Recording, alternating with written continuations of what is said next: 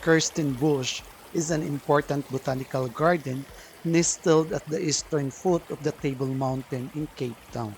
The garden is one of the 10 national botanical gardens covering 5 of the South African 6 different biomes and administered by the South African National Biodiversity Institute.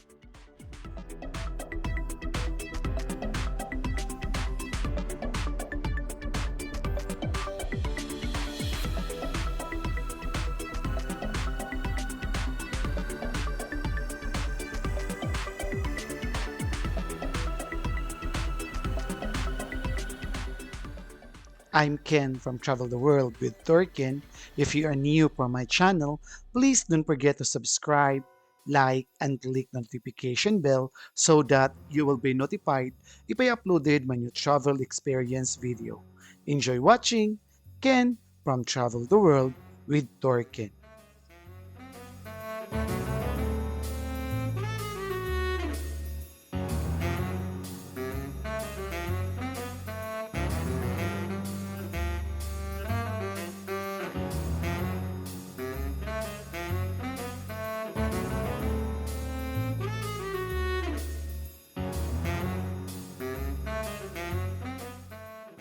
South African National Biodiversity Institute or SANBIS Conservation Gardens and Tourism Division manage SANBIS network of national botanical and zoological garden, each with their associated tourism infrastructure and conversations estate and interpretation section. Conservation gardens is the international term for botanical gardens that include both landscape and natural areas within their boundaries.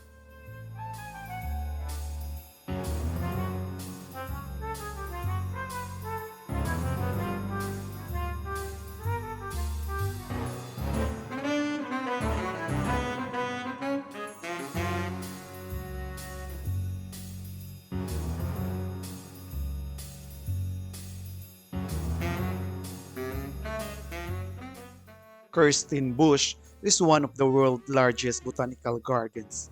It lies on the eastern slopes of Table Mountain in Cape Town, South Africa. Kirstenbosch is one of the 9 national botanical gardens in South Africa. The name Kirstenbosch first appeared in documents from the late 1700s. However, it is not known where the name came from. Cecil Rhodes, a British businessman and a politician, bought the land that is now Kirstenbosch in 1895. When he died in 1902, his will left the land to the government of South Africa. The government founded the Kirstenbosch National Botanical Garden on the land in 1930.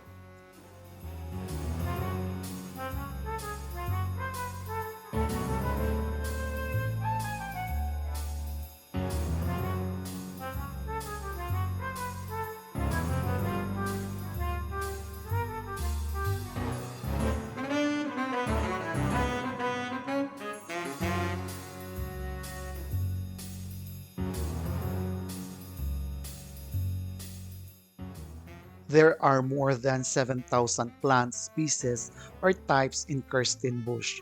The garden contains mostly South African plants, including native fibous, scrubland, and the forest area. The garden grows beautifully flowering plants such as the protea and the healthia, a large number of flowering bulbs, and the huge cycads or palm milk tropical plants. Greenhouses grow plants from all climate regions. There are 3 herbaria collections of the dried plants that altogether holds about 300,000 dried plants specimens. Many types of birds can also be found living throughout the Kirstenbosch.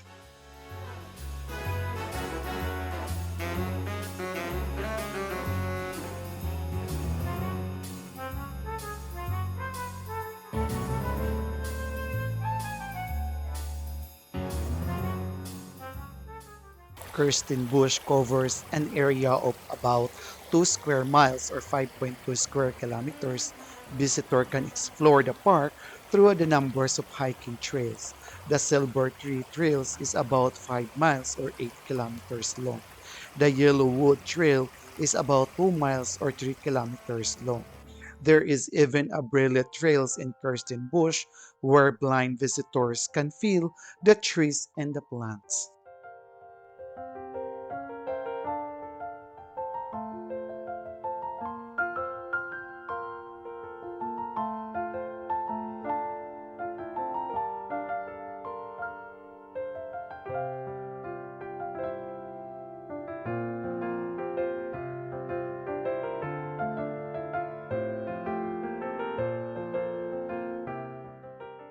Kirstenbosch was established in 1913 to promote, conserve, and display the extraordinarily rich and diverse flora of South Africa, and was the first botanical garden in the world to be devoted to the country's indigenous flora. These botanical gardens are located only 13 kilometers from the Cape Town city center and they boast over 7,000 plant species, including many rare and threatened species. Here you will experience Cape flora in all its diversity, something for which the garden is renowned.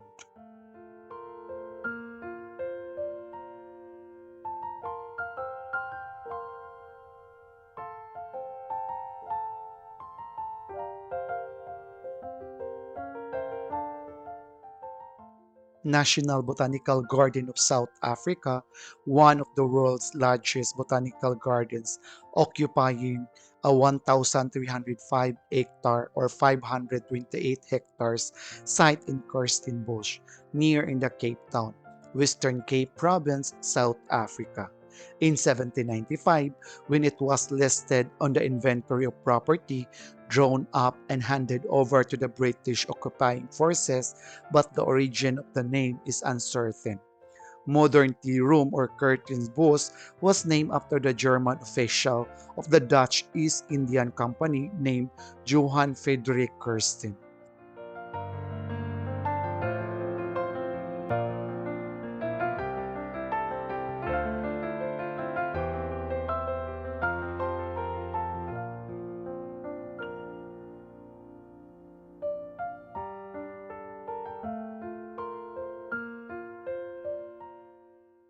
Kirstenbosch, it is definitely big and there's a lot of ground to cover.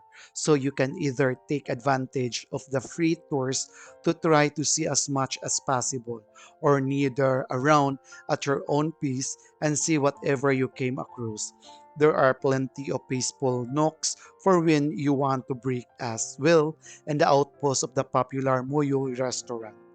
Nature lover will love Kirstenbosch, but it's also great for the families and a group. It is a bit outside the city, about 20 to 25 minutes away from the central business district, and there aren't too many other tourist sites in the particular area, so you have all to plan your schedules wisely. But if you have happened to be in town when the summer concern series it is full swing, you should definitely make a point to visit Kirstenbosch.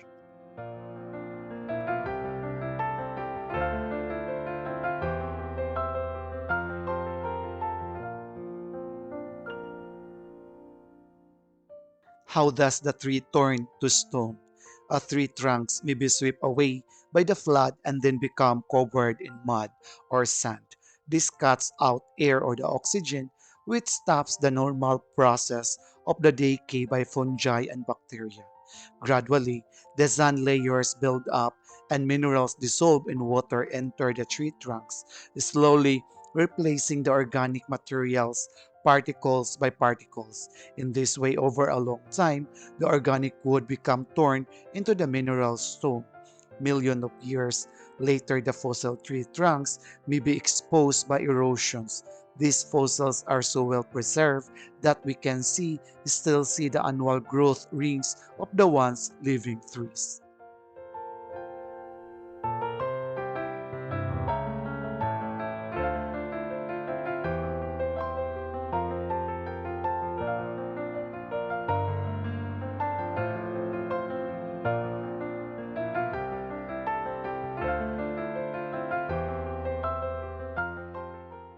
Welcome to the Sinentari Tree Canopy Walkway. Like the tree snake, Boomschlang, in Afrikaans sounds like boomslang that inspired its design and nickname. This raised walkway winds and dips its way through and over the trees. It is still and timber structures, the 130-meter long. Taking advantage of the sloping ground, it starts here on ground level and rises on the gentle gradient to the 11.5-meter above ground, and it is the highest point. It is the crescent shape. The will delivered you back to the forest floor and short distance from the shape. And he continues learn rails at the 1.2 height, ensure your safety. There are two branches of the walkway places at the point where there are walkway widens.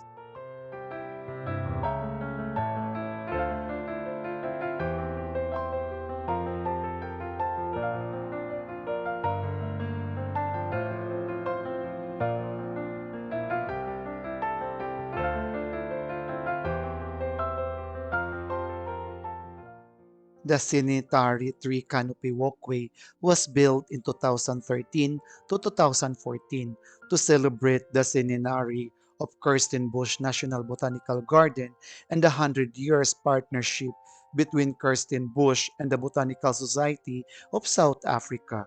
It was opened to the visitors in May 2014, funded by the Mary Mollens Trust and the other benefactors.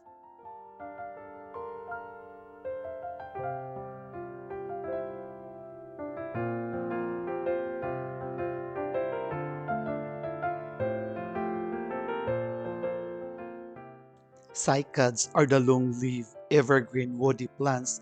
They have a distinctive appearance. Although they are resemble palms and ferns, they produce pollen and seeds, but they don't produce flowers. They bear cones but are not true conifers. They have existed for millions of years and help us learn what is the earliest seed plants may have looked like. They are a group of plants with a unique set of characteristics and are not closely related to any other groups of living plants. Some cycads takes 15 to 20 years before they start producing whorls or rings of a large leaves and their first cones. Cycad can live for 100 of years. There is a cycad in the Royal Botanical Garden, Kew, in London that was collected in South Africa in 1772. Some of the cycads in the cycad amphitheater have been growing here for more than 100 years, and many of them were already old plants when they were planted in 1914.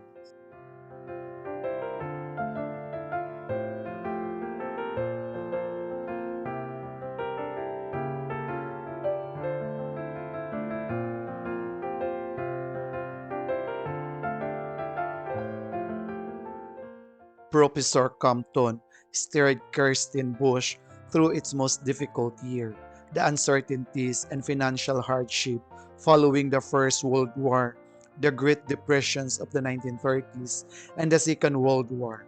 When he arrived in 1919, the nursery consisted of two sheds and shacks for an office with no facilities for scientific research.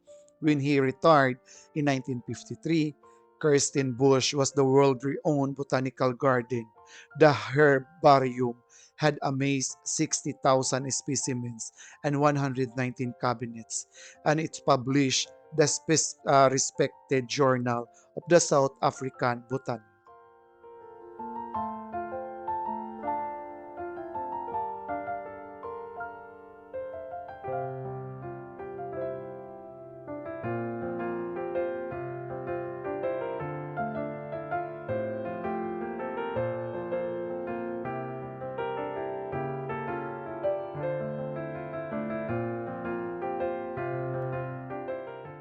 The conservatory consists of the main house and the four corner houses. Each beds in the main house represent an ecological regions or biome of southern Africa and contains the rocks and soil found in that region. The four corner houses display ferns, bulbs, wilt-built shias, and the stone plants.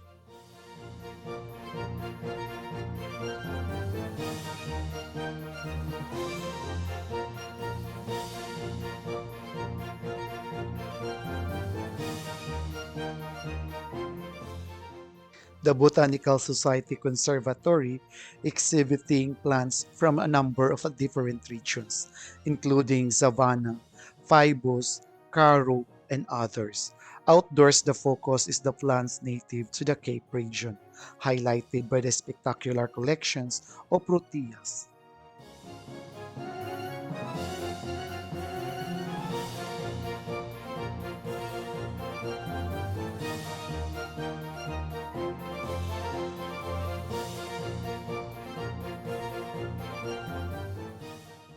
How much time do I need to spend in Kirstenbosch? Spend at least 2 hours at the Cape Town's Kirstenbosch Garden.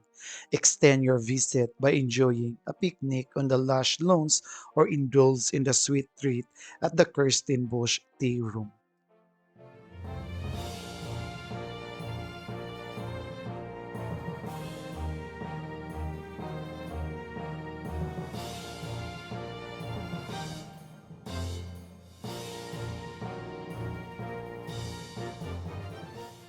Kirstenbosch is a big green relief to the locals for a family picnics, a base for multiple hikes up Table Mountain, and heaven for birds and wildlife enthusiasts.